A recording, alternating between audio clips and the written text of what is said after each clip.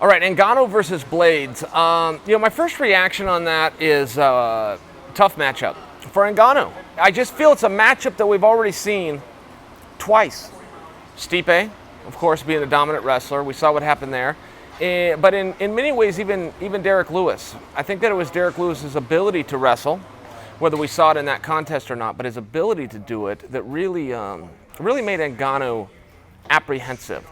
So before you look at that fight, though, I'm actually going to come at you from a different angle here. Before you look at that fight and say, well, Ngannou's in there with a wrestler, and we've already seen how that goes, I would encourage this match for a couple of reasons. And it may be a chopping block match. It may be one where you don't like the answer that you find out if you're Ngannou, but you're still putting yourself back in that uncomfortable situation.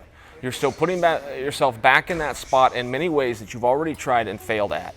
And if you're going to be a fighter, you're going to move forward. And for a top guy like Ngannou, who I can't recall anybody in recent memory who had the opportunities and the hype and the machine and the belief behind him. And what I'm talking about is his potential. I don't believe somebody like that wants to go back to the regional circuit at some point, okay, to the undercard. I don't think he does. I think he would like to solve this problem. And I think the fact that he is stepping in there with somebody like Curtis Blaydes, who presents those exact same problems, is something that Ngannou should be celebrated for, something he should be given credit for.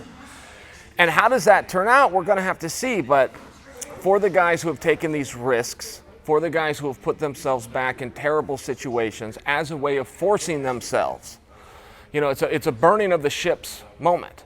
You're burning your ship, so you have no way to return home. You must succeed. For the guys who have done that, we've seen really great things, but it comes with a big risk, right?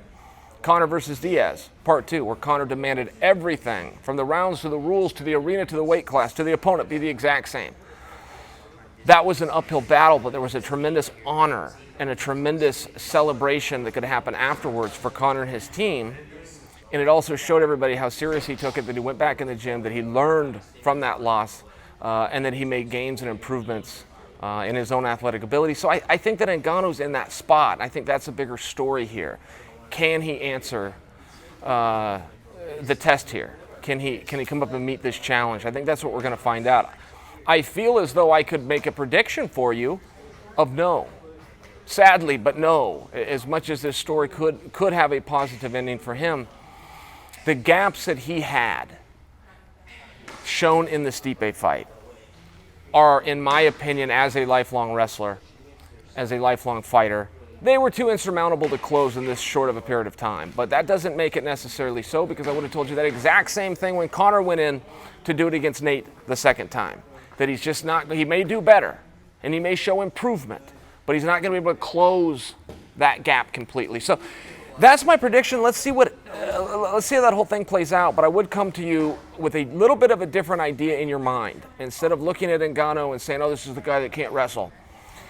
Let's give him some credit for being the guy who found out that he has some deficits in wrestling, but then went and worked on them and signed up for the same task a third time.